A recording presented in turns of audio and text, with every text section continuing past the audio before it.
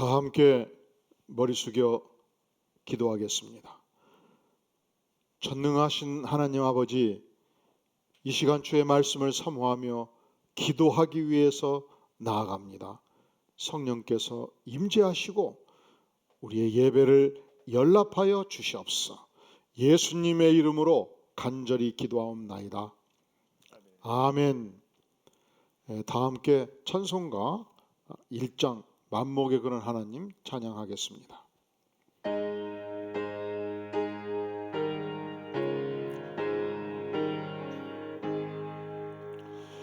만복의 근원 하나님, 온 백성 찬송 드리고 저 전사여 찬송하세. 찬송 성부 성자 성령 아멘.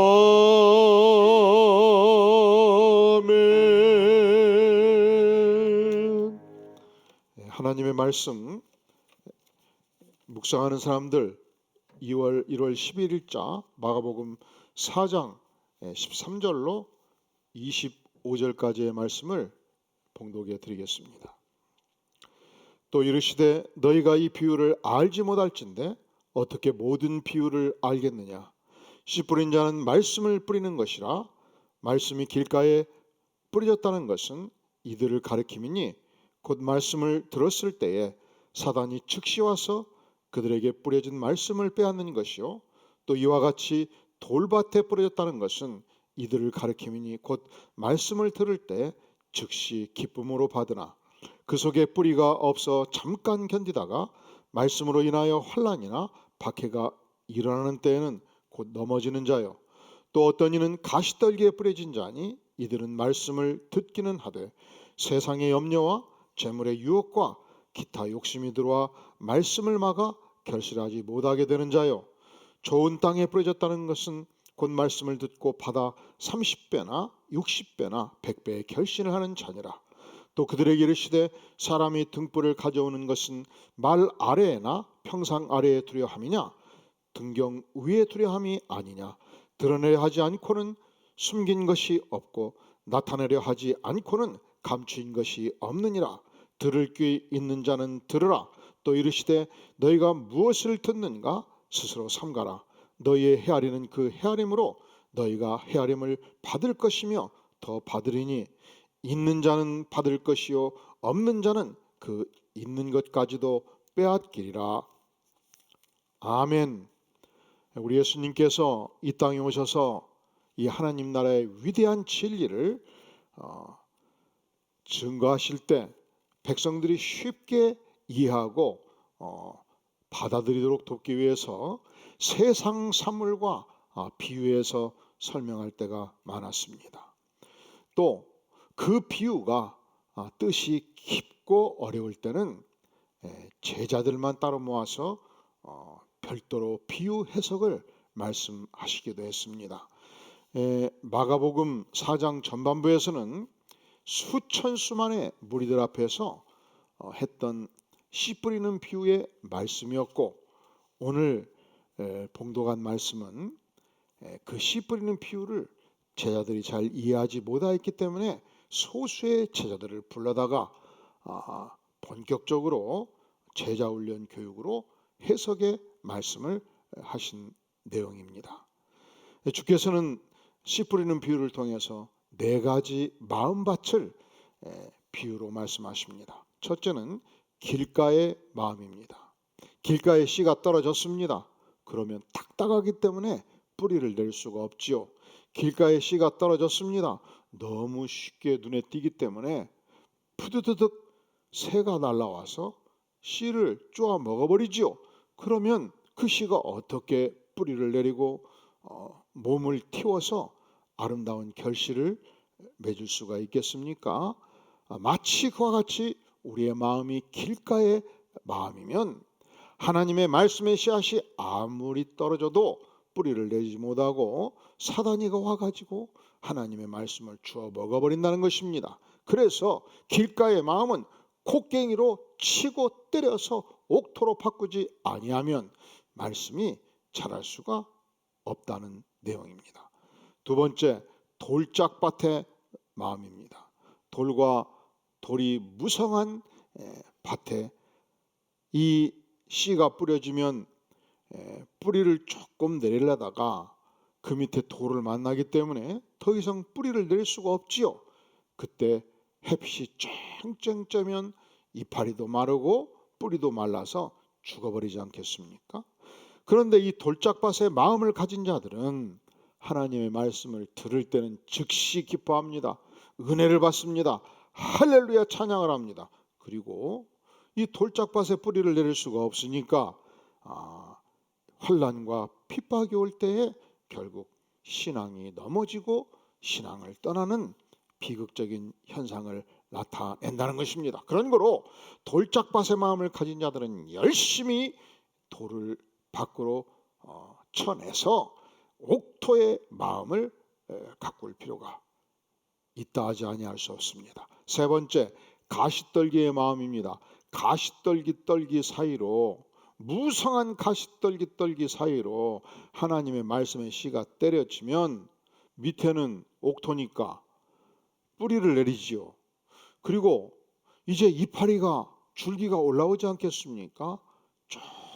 조금 올라오다 보니까 어떻게 무성한 가시떨기가 많은지 이 가시떨기를 뚫고 일어날 수가 없는 것입니다. 성장이 멈춥니다. 우리의 신앙이 만약에 가시떨기의 마음이라면 그와 같이 신앙이 자르다가 이파리를 틔우지 못하고 결국은 말라 비틀어져 죽을 수 있지 않겠습니까? 그러면 여기서 가시떨기가 무엇을 의미하느냐? 우리 주님께서 19절에서 말씀하기를 그것은 다름이 아니요 세상의 염려와 재리의 유혹과 기타 욕심이라고 말씀을 하십니다. 그러니까 우리가 세상의 염려로 깊이 마음이 쪄들어 있으면 하나님의 말씀이 뿌리를 내리고 자라가려고 해도 이 세상의 염려의 가시떨기에 쩔어가지고 자랄 수가 없지요. 너무 돈을 사랑해서 이 재물의 유혹 앞에 넘어지면 결코 신앙이 자라갈 수가 없습니다. 욕심꾸러기가 어떻게 신앙이 자라갈 수 있겠습니까?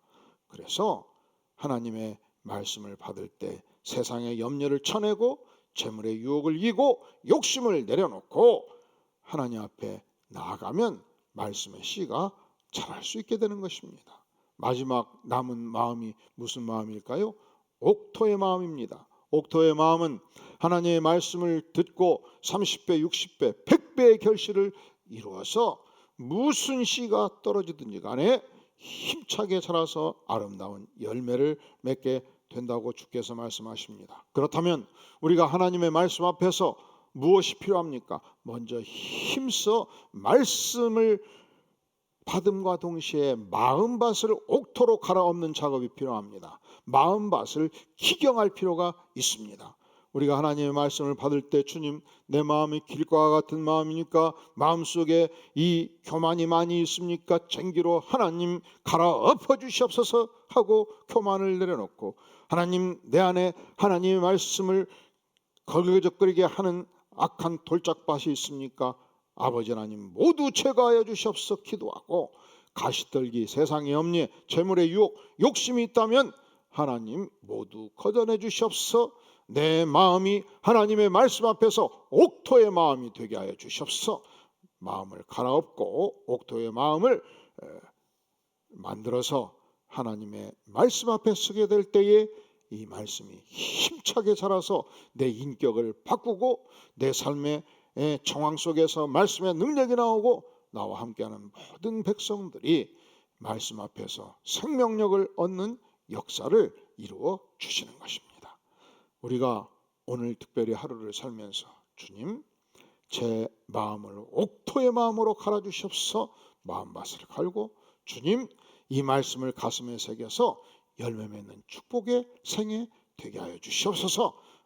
간절히 주 앞에 기도하는 마음으로 하루를 살 수 있기를 주의 이름으로 축원합니다. 다 함께 머리 숙여 기도합니다. 영광의 주님, 내 마음이 어떤 밭의 마음입니까? 하나님, 길가의 마음입니까? 돌짝밭의 마음입니까? 가시떨기의 마음입니까? 갈아 엎어 주시옵소서. 옥토의 마음으로 주께서 바꾸어 주시옵소서.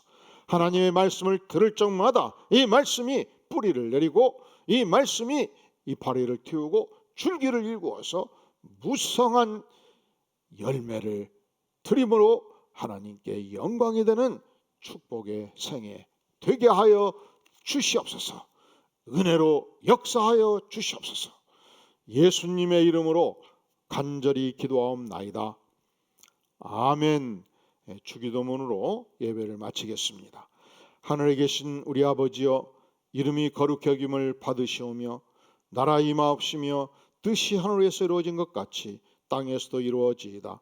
오늘날 우리에게 일용할 양식을 주옵시고 우리가 우리에게 죄 지은 자를 사하여 준 것 같이 우리 죄를 사하여 주옵시고 우리를 시험에 들게 하지 마옵시고 다만 악에서 구하옵소서. 대개 권세와 나라와 영광이 아버지께 영원히 있사옵나이다. 아멘.